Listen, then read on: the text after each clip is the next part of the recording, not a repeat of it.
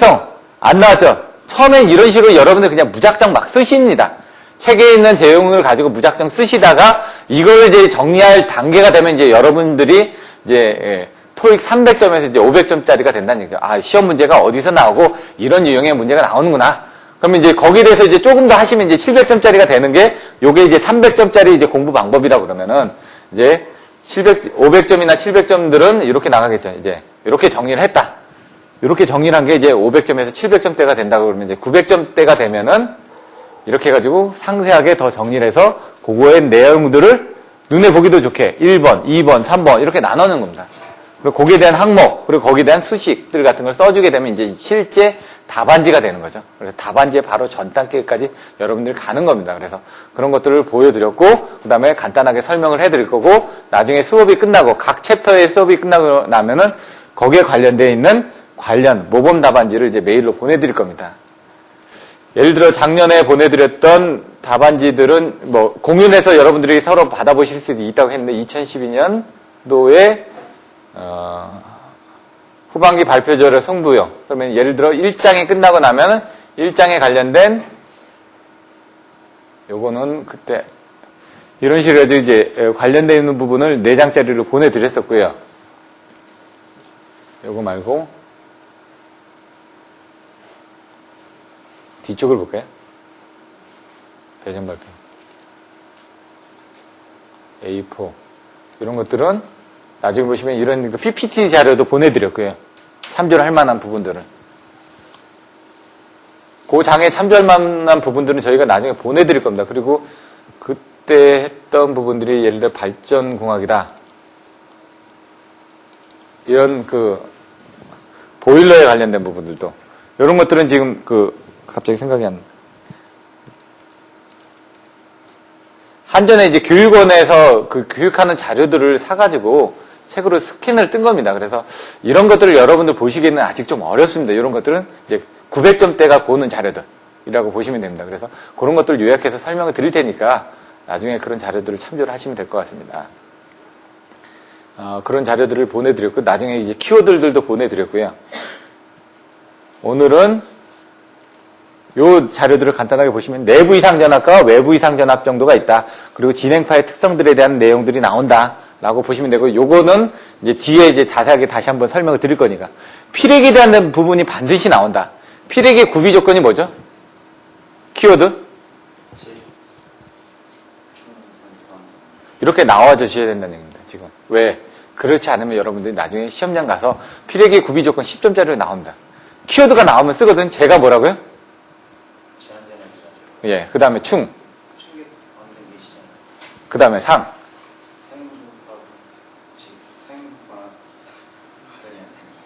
자꾸 얘기를 하셔야 된다는데 지금 저분이 하는 얘기가 나올 정도로. 그 다음 재충상, 방. 예, 그 다음에 송. 네. 이런 식으로. 근데 이제 그것도 왜냐면 책에 있는 것들을 순서를 바꿨습니다. 왜 제가 순서를 바꿨냐면 처음에 무조건 낮을 것. 그 다음에 중간부터는 높을 것으로 되어 있습니다. 그래서 이게 중간중간에 여러분들 교재 보시면 섞여 있습니다. 어떤 건 높고 어떤 건 낮으면 헷갈리니까 낮은 걸 위로 올려놓고 높은 걸 밑으로 나눠가지고 나중에 여러분들이 애우시기 쉽게끔 제한전압이 낮아야 된다. 충격파 방정 개시전압이 낮아야 된다. 충격 방정 개시전압이 낮아야 된다. 재충상, 상형주파 방정 개시전압이 이때부터 높아지면 됩니다. 재충상, 방전 대량이 커지면 된다는 얘기예요. 송유 차단 능력도 커져야 된다는 얘기입니다. 내구성도 커져야 된다. 이런 식으로 여러분들이 순서를 바꿔서 나중에 헷갈리지 않게끔 답안지를 쓰더라도 이게 높은 건지 낮은 건지 헷갈립니다. 그러면 여기서 충격비가 뭐죠? 이것도 보시면 재충상 방송 내에서 충하고 방이 나오죠. 요걸 나누면은 이게 충격비라고 그냥 설명을 드렸습니다. 나중에 충격비는 뭐냐? 충격비는 낮을수록 좋다. 이런 것들을 설명을 드릴 텐데, 그러면은 여러분들 애울 때 최대한 연관돼서 답을 쓸 수 있게끔 애워주셔야지만 된다는 얘기입니다. 피레기의 설치 장소가 어떻게 되는지 4가지 애워야 되고요. 가공선로와 지중선로가 만나는 곳, 뭐 이런 것부터 해가지고 여러 가지 내성 규정에 나와 있는 그 규정들이 있습니다. 피레기 충격 방정 개시전압, 상형주파 방정 개시전압, 충격비, 제한전압, 송유, 피레기 특성. 제한전압이 뭐죠? 정의가?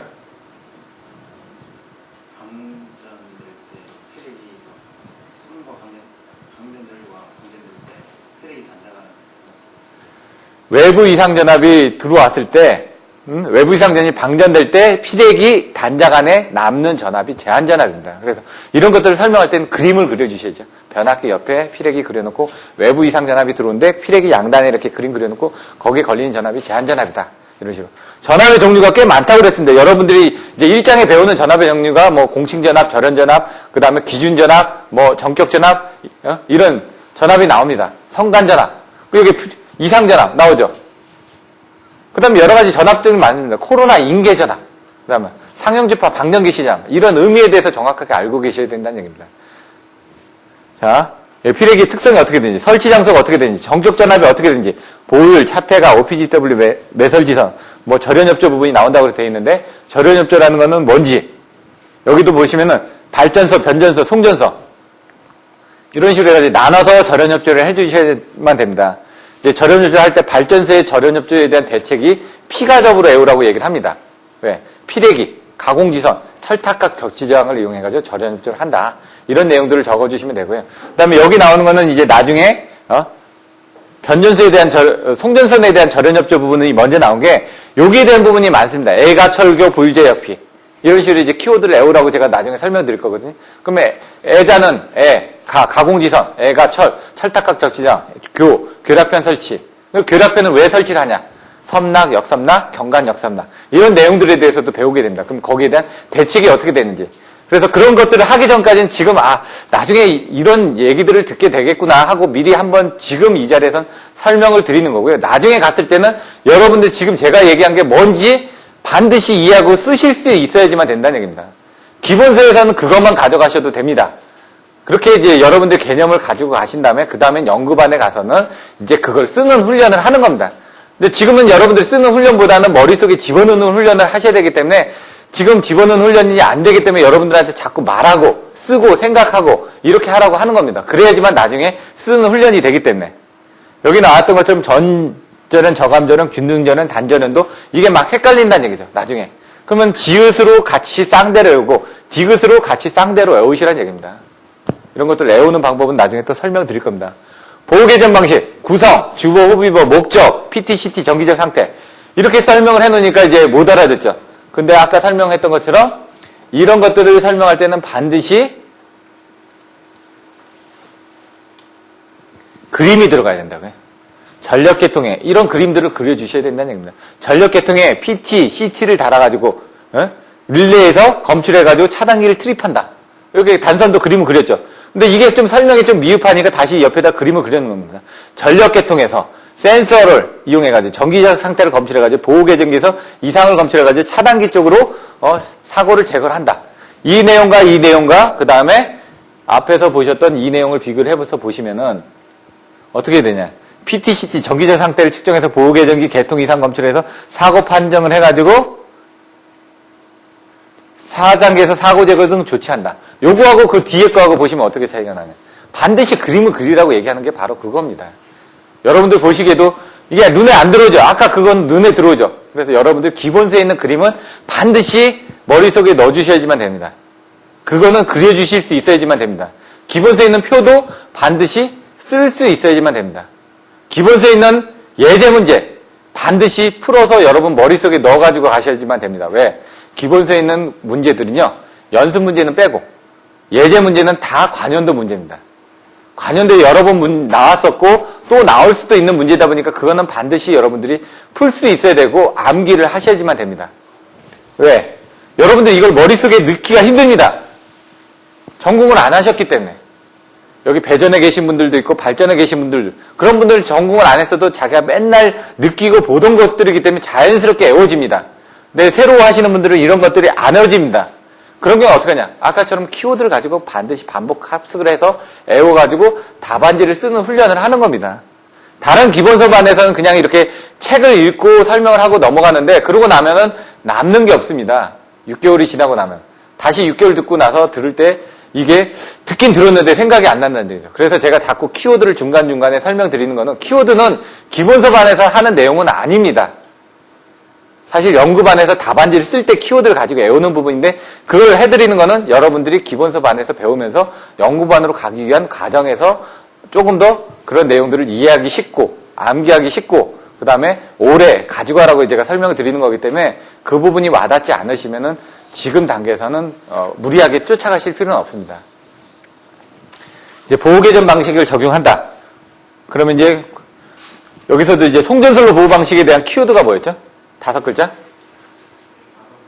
이렇게 얘가 과방거피제라고 얘기를 합니다. 왜? 과전력 보호개전 방식, 방향과전력 보호개전 방식, 거리개전 방식, 과방거피, 파일럿 개전 방식, 재패로 방식 이런 식으로 해가지고 키워드를 가지고 송전솔로 보호 방식은 그건데 그 중에서 뭐에 대해서 보통 많이 물어보느냐? PCM 전류 차동이라든가 이런 것들에 대해서 많이 물어본다는 얘기죠. 그래서 과방거피제에서 파일럿 개전 방식 쪽에 관련된 부분에 보시면 PCM 이렇게 나온다는 얘기죠. 이번에 거리 개전 방식이 나왔죠. 시험 문제. 이런 부분이 중요하기 때문에. 그러면 이제 표시선에 대한 여기 이제 PCM 전류 파일럿 개전 방식에 대한 것들은 키워드가 또 5글자가 있었죠. 그게 뭐였죠? 표전 통마감, 표시선 개전 방식, 예? 전이 뭐였죠? 전압 차동, 전송 차단, 뭐 이렇게 나옵니다.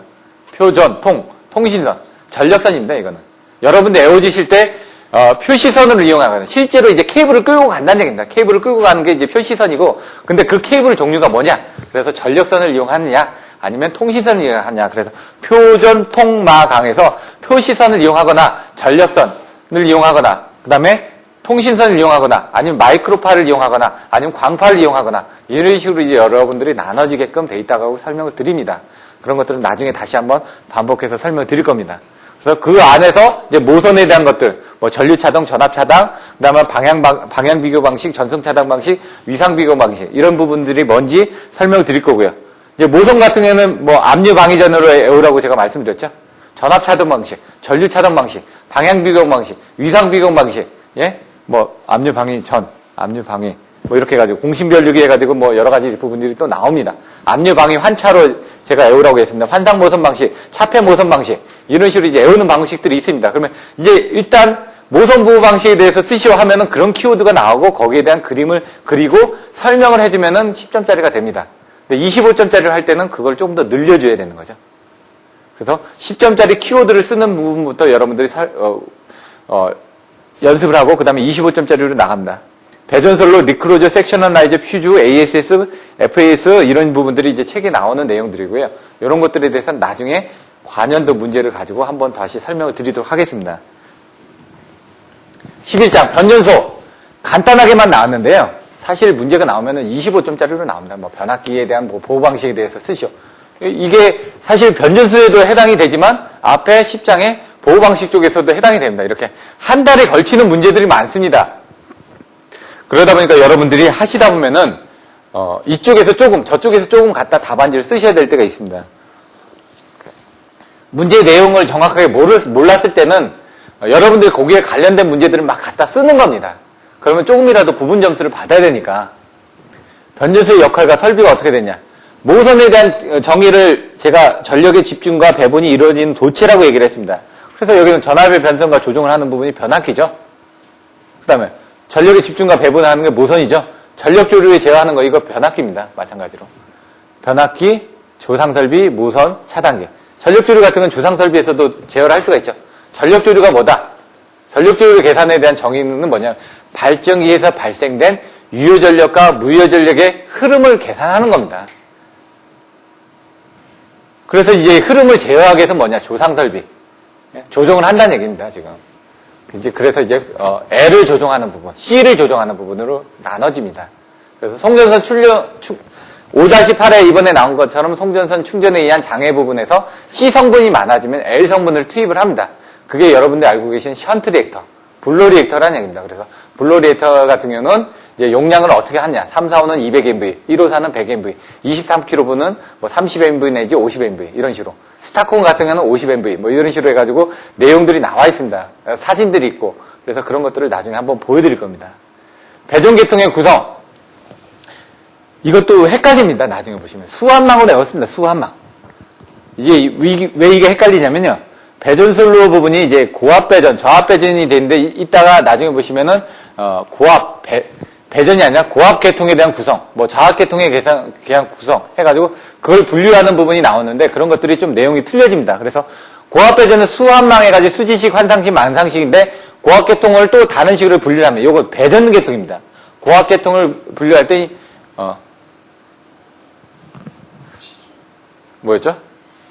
갑자기 생각이 안 나는 저는 뒤에 또 나오니까 방사상 전압 계통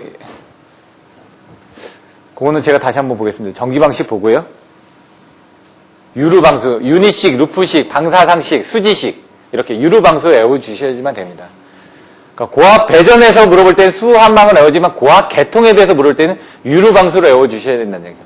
유니식이 어떻게 되는지, 루프식이 어떻게 되는지, 방사상식이 어떻게 되는지, 수지식이 어떻게 되는지, 유루 방수 이렇게 키워드를 가지고 얘가 비슷합니다. 비슷한데 거기에 약간의 함정이 있을 수도 있다는 얘기입니다. 저압 배전 같은 경우는 방사상, 저압 뱅킹, 저압 네트워크인데 이건 저압 배전 케이블이고요. 저압 계통에 대해서 물어볼 때는 또 다른 식으로 답변을 합니다. 그래서 그런 것들은 나중에 비교를 해서 보시면 되고요. 문제에서 딱 문제를 정확하게 다 읽어보고 쓰셔야 되는데 문제에 딱 몇 가지만 읽어보고 답을 썼다는 얘기죠. 근데 문제에서 물어보는 거는 이 고압 배전이 아니라 고압 계통에 대해서 물어본 겁니다. 그러면 키워드가 틀려지죠. 답안지 내에 물어보는 답안 내용이 틀려진다는 얘기입니다. 그러면은 여러분들이 열심히 다 썼다고 하는데 채점을 하고 나면은 점수가 안 나옵니다. 그래서 문제에서 물어보는 내용이 뭔지를 정확하게 아셔야지만 됩니다. 13장 배전선로의 전기적 특성 RLCG에 대해서 물어본다는 얘기죠. 그래서 RLCG인데 배전선로에서는 G값이 없습니다. 그래서 송전선로에서는 RLCG를 물어보지만 여기는 RLC 값만 물어본다는 얘기입니다. 그래서 그런 것들은 나중에 다시 보실 거고요. 여기는 이제 전압 강화에 대해서 물어본다는 얘기죠. 고압 송전선로 쪽에서는 전압 강화가 그렇게 크지가 않습니다. 근데 이제 저압 같은 경우는 전압 강화가 커지기 때문에 전압 강화에 관련된 부분이 또 나오죠. 지금 17.8분의 뭐 1000, 뭐 플러스 뭐 이렇게 나오는 저압 쪽에 전압 강화를 계산하는 수식들도 나오긴 하는데 그런 것들은 이제 그 빈도는 적고요. 여기서 나오는 게 이제 전력 손실. 그래서 이번에 시험에 나왔죠. 분산 부하율하고 분산 손실 계수에 대한 특성에 대해서 설명하시오. 이건 0, 그 다음에 F 자성, H, F1 이런 것들이 이제 부하가 어디 전원에 집중되어 있느냐, 아니면 분산되어 있느냐, 아니면 말단에 집중되어 있느냐, 아니면 균등하게 분포되어 있느냐에 따라서 여러분들이 보는 부분들이 틀려집니다. 그래서 그런 것들도 이제 표로 나중에 외워주셔야지만 됩니다. 어떻게 표로 외워주시냐? 그림을 그리는 방법들을 이렇게 여기 4개가 있습니다. 4개가. 그래서 이 그림을 이해하는 방법, 분산 부하율과 분산 손실 계수들을 어떻게 하는지 이런 것들도 그냥 통짜리로 외우는 부분을 설명드렸습니다. 여기서 보면 3분의 2 가장 크다. 3분의 2가 한 75% 되죠? 크죠? 그 다음에 2분의 1 50% 되죠? 3분의 1 33% 되죠? 저는 그냥 여러분들한테 이렇게 외우라고 설명드렸죠. 순서를 바꿔서. 그리고 이런 것들은 이제 나중에 설명드릴 거고 내려가고 올라가고 이런 식으로. 그림도. 왜 이렇게 되는지. 또 여기서는 자성이 들어가고 1승이 들어가서 바깥에 자성이 나온다. 요게 자성이 바깥으로 나오면서 없어졌고 그 다음에 하나 더 늘어났다. 이런 식으로 외우라고 설명드렸고요. 외우는 방법은 여러분들이 어떻게든지 만들어내는 겁니다. 그냥. 그런 것들을 이제 제가 외웠던 방법을 설명드릴 거고 그게 맞지 않으면 여러분들이 맞는 방법으로 바꿔주시면 된다는 얘기입니다.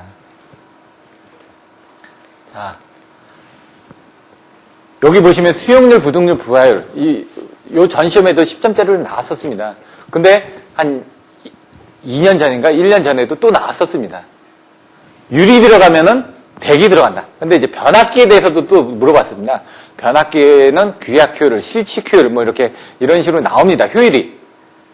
근데 요거는 이제 수용률, 부등률, 부하율은 변압기하고 같이 연결돼서 나올 수도 있죠. 근데 전체적인 이제 부분을 얘기하는데 수용률은 뭐라고요?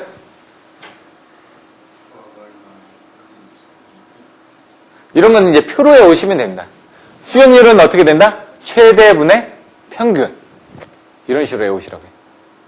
나중에 외울 때 보면은 밑에가 뭐가 되는지. 파동 임피던스는 어떻게 되죠?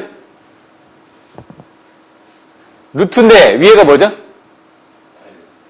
예? L이고 밑에는 그걸 또 다시 하면은 위에는 뭐죠? Z, 밑에는 Y. C보다는 L이 뒤에 있죠? Y보다는 Z가 위에 있죠. 이런 식으로 얘가 높은 게 항상 위에 있다라고 알고 계시면 되고요. 얘들도 보시면은 나중에 이런 것들을 계산할 때 최대가 밑에 있다. 아니면 기준이 어디에 가느냐에 따라서 또 틀려집니다. 그래서 나중에 이런 것들을 암기를 할 때 딱 어느 한 기준을 주고 외워주시지 않으면 이게 혼돈이 됩니다. 유리되게 되면 최대분의 평균 부분이 보통 많이 나온다. 왜? 작아져야 되거든요. 수용률이나 부하율 같은 건 작아지지 않습니까? 1보단 작습니다. 작으려면 어떻게 최대에 있는 게 밑에 있어야 되고 평균되는 부분이 위에 있어야 된다는 얘기예요. 그래야지 작아지니까. 근데 부등률만은 1보다 커집니다. 요거만. 그리고 얘는 퍼센테이지가 안 들어간다는 얘기예요. 수용률 부등률 할 때 뭐분의 뭐 곱하기 100이 반드시 들어가야 된다라고 외워주시라는 얘기예요. 율이 들어가면은. 이런 것들을 가지고 계시면 나중에 내가 잘 몰라도 이런 걸 답안지를 쓸 때 비슷한 형태로 갖다 쓰다 보면 자기도 모르게 답안을 맞힐 수가 있다는 얘기입니다. 14장 배전설의 관리와 보호. 아까 변전소 쪽에서도 관리하는 부분이 나왔죠. 전압조정을 어떻게 한다고요? 변전소 쪽에는 ULTC, 변압기에 대한 전압조정기, 급전선 전압조정기, 배전선, 승합기, 자동전압조정기, 콘덴서 등을 이용해서 한다라고 되어 있는데 이건 뭐다? 배전선로 쪽에 대한 관리 쪽입니다. 그러면 송전소에 대한 관리는 어떻게 하냐? 변전소에서 아까 얘기했던 션트 리액터를 이용한다든가 발전기에서 전압조정을 한다든가 여러 가지 방법들이 있겠죠. 그리고 나와 있는 팩치 같은 HVDC 같은 이런 스타콘 같은 이런 것들을 이용해가지고 조정을 하는 거죠. 그래서 그런 것들이 발전소 쪽이나 변전소 쪽이나 아니면은 그 주상변압기 쪽이나 이런 배전선로 쪽에서 전압 조정하는 방법들이 각각 틀리다. 예? 그래서 그런 것들을 이제 나중에 큰 틀에다 넣고 여기서는 어떻게 조정을 했고 여기서 어떻게 조정을 했고 이걸 머릿속에 넣는 것들이 나중에 필요하다는 얘기입니다. 그래서 지금은 그런 큰 틀이 있다라는 것만 설명드리고 그 세부적인 부분에 대해서는 그때 갖다 설명드리면서 이게 나중에 여러분들 연산할 때는 이런 것들을 하나로 묶어서 여러분들이 생각하셔야 된다라고 설명을 드릴 겁니다. 역률 계산은 문제는 반드시 여러 가지 유형의 문제가 있는데 답안지를 쓸 수 있게끔 훈련을 해주셔야지만 됩니다. 이번에 애자에 대한 그 계산 문제가 나왔었죠. 이런 것들을 안 다뤄보신 분들은 이론적으로는 알고 있는데 실제로 문제를 안 풀어보다 보니까 쓸 수가 없다는 얘기입니다.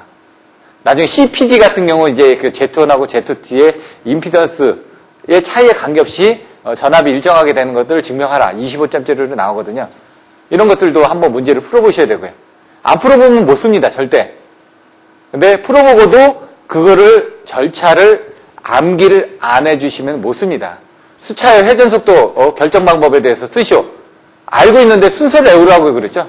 순서를 외워주셔야지만 나중에 그대로 쓰면서 답안지가 나올 수가 있다는 얘기입니다. 이제 1장에 보시면 이제 그 송전전압과 송전전력과의 관계를 묻는 부분에 문제가 나와 있습니다. 거기선 키워드가 어떻게 된다고요? 역류 손실 저단중. 그냥 무조건 외워주셔야지만 됩니다. 예제 1-4인가 나와 있습니다. 그럼 전력을 계산하고 역류 손실 저장 중이니까 전류를 계산하고 전력 손실을 계산하고 전력 손실률을 계산한 다음에 역류 손실 저항을 계산해서 단면적을 계산해서 중량을 계산하면 된다. 이런 식으로 여러분들이 이거를 키워드를 외워두시면 나중에 그 문제가 나왔을 때 쓰실 수가 있다는 얘기입니다. 근데 문제도 계산 문제도 암기를 하는 겁니다. 왜? 이해를 못했으면 암기를 해서 써야 된다는 얘기죠. 근데 여러분들이 이해를 하면은 고장전류 계산 같은 경우도 보시면 나중에 고대 발전으로 제가 얘기를 합니다. 키워드를. 고장 조건을 먼저 생각하십시오. 그 고장 조건에서 알고 있는 기지량을 먼저 쓰십시오. 그러면 여러분들은 미지량을 계산해서 답안지를 써야만 됩니다. 그러면 그걸 계산하기 위해서 대칭분에 대한 것들을 가지고 분류를 합니다. 예? 그래서 거기서 일부 값을 계산하겠죠. 고장 조건에서 대칭분에 대한 값을 분해를 해가지고 하다 보면 미지량에 대한 값을 일부를 계산합니다. 근데 다 완벽하게 계산이 될 수가 없습니다.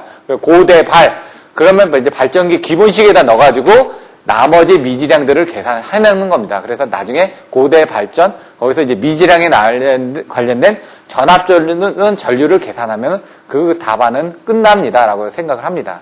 그러면 발전기 기본식이 뭔지 대칭자표법이 뭔지 고장 조건을 이끌어내는 방법들에 대해서 여러분들이 아셔야 되겠죠. 그래서 그런 방법들에 대해서는 기본서에 있는 내용들을 설명을 드릴 거고 그러면서 자꾸 그런 키워드들을 여러분들한테 설명을 드릴 겁니다. 배전술 승합과 보호, 배전자동화 그 다스 같은 경우 어떻게 됐는지 코다스라고 나와 있거든요. 그럼 EMS하고 관련돼서 여러분들이 또 봐주신다는 얘기입니다. 이렇게 해가지고 간단하게 저번주에 했던 것들을 설명을 드렸습니다. 이제 잠깐 다음 시간에는 어떻게 하냐 요거를 조금 더 다시 한번 복습을 해드릴 겁니다. 1-1하고 1-2는 왜 뺐냐? 별로 중요한 내용이 아니니까. 송전 방식, 송전 전압, 전력 계통이 발달해서 765 같은 이런 부분은 1장에서 충분히 나올 수 있는 문제라는 얘기입니다. 이런 것들은 나올 수 있는 문제라는 얘기죠. 그래서 다음 장에서는 이런 그 키워드별로 해가지고 다시 한번 설명드리면서 간단하게 다시 정리를 해드릴 겁니다. 요게 보시면은 8페이지입니다. 딱. 송대전공학을 8페이지로 만든 거를, 예? 4페이지씩 정리했으니까 여러분들 이거 출력하면 1페이지입니다. 양면은 1장이거든. 들고 다니면서 그냥 찢어질 때까지 계속 보시라는 얘기입니다. 송대전공학에 대한 문제는 여기서 다 나오니까. 기본적인 부분은. 근데 요거는 간단하게만 돼 있는 거니까 여러분들이 거기에 살을 붙이는 훈련을 하셔야 되는데 이거를 외워두시면 나중에 살을 붙이기가 좋다는 얘기입니다. 그래서 다음 시간에 이 부분에 대해서 설명드릴 거고요. 그게 끝나고 나면은 이제 전체적인 내용에 대해서 아까 이제 두 번째 내용을 이제 듣고 나면 얘가 이제 조금 더 이해되기가 된다는 얘기죠. 그래서 세 번째 시간에는 얘하고 또 마지막 시간에는 그 전력계통 부분, 전력계통공학이 뒤에 가서 또 요약이 돼 있습니다. 이렇게 중간중간에 이제 키워드들을 막 넣어놨는데 단권변압기, 염해대책 이런 것들은 나중에 또 여러 가지 책들을 키워드로 만들어 놓은 게 있습니다.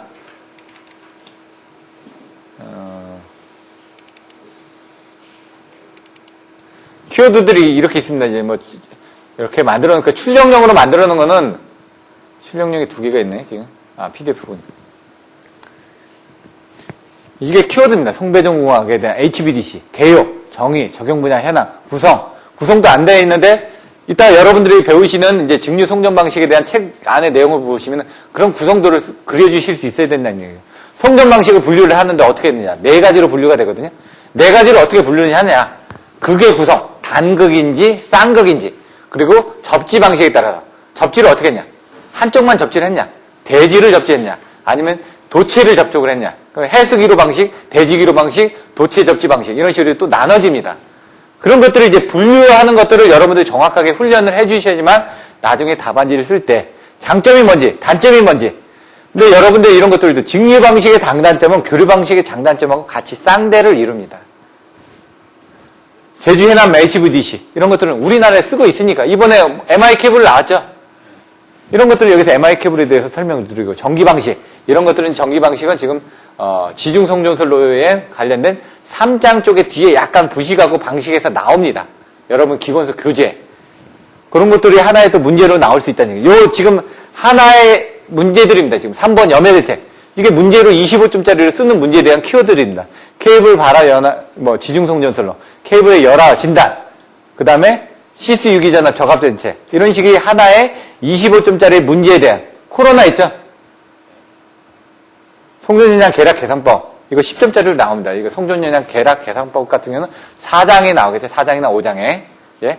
송전용량 쪽이니까 그런 것들이 어디 있는지 한번 보시는 이게 지금 5장에 나옵니다. 송전용량이니까 송전 특성의 맨 뒤에 송전용량 계산법이 나옵니다. 그러면 이제 송전용량 계산법이 어떻게 됐냐? 고성상수로 외웁니다. 고성상수 고유부합법 송전용량 계산법 상차계 계산 방법 스티리이란 실험식 스티리이란 실험식이 뭔지 이제 조금 1장에서 알프레드에 의한 전압 산정 방법이 나옵니다. 그런 것들도 보시면 될 거고. 나중에 이런 것들은 여러분들이 기본서에서 이제 연구반 가셨을 때 보셔야 되기 때문에 제가 이거는 보내드리지 않았습니다. 이제 여러분들 그 정도의 수준에 되면 그 수준에 맞는 키워드들이 많이 있습니다. 이런 것들은 이제 개인이 이제 해놓은 키워드를 다 이렇게 스캔을 떠났습니다. 손으로 써놓은 키워드를 볼까요? 이건 자기만의 키워드를 만들어 놨다는 얘기죠, 지금. 전기품질 향상대책 1, 2, 3 그림 그려놓고 예? 이렇게 해놨다는 얘기죠. 이렇게 그림 그려놓고 이런 것들도 여러분들이 근데 이걸 줘도 여러분들이 무슨 얘기인지 이해를 못합니다. 이게 이제 900점대에서 이제 보는 부분이라고 생각하시면 됩니다. 근데 그거는 이제 여러분 걸로 만들어 주셔야지만 됩니다. 기본서 워드 작업, 송전계통의 구성 다 돼 있습니다. 지금 책에 있는 내용을 정리해서 어떤 내용이 나온다? 송전계통의 구성, 직류송전 방식의 장점, 장거리 송전, HVDC 이런 부분, 직류송전 그림 나와야 되고 장점 써줘야 되고 이런 것들이 25점짜리 쓸 때는 이런 내용을 쓰고 거기에 대한 내용들을 써주셔야 된다는 얘기죠. 요거 기본서에 보시면 나와 있습니다. 절연 계급을 낮출 수 있다. 그리고 요 내용이 그대로 나와 있습니다. 여러분 기본서를 넘겨보시면 그거를 그대로 답안지에 쓰는 겁니다. 근데 기본서에 있는 내용을 그대로 답안지에 쓰면서 추가적으로 좀 더 써줘야 된다는 얘기죠. 직류 송전 방식의 장점 기본서에 나와 있습니다. 직류 송전 방식의 단점 기본서에 나와 있나요? 안 나와 있습니다. 여러분 책을 보셔도 그런 것들을 제가 추가로 더 설명드리는 겁니다. 여기 단점 이렇게 나와 있다는 얘기죠. 교류 송전 방식 장점 단점 그림 그려주시고 여러 가지 쪽에서 보고 이제 설명을 한 겁니다. 아까 얘기했던 것처럼 송전 방식에 대한 것들을 분류를 할 때 네 가지로 분류를 하는데 송전 방식 여기 단극, 쌍극 그래가지고 모노폴라, 바이폴라, 호모폴라로 나눠진데 이런 식으로 이제 또 분류를 한다. 이런 분류를 하는 훈련들을 자꾸 하시는 겁니다. 이게 뭐라고요? 역류, 손실, 저장죠.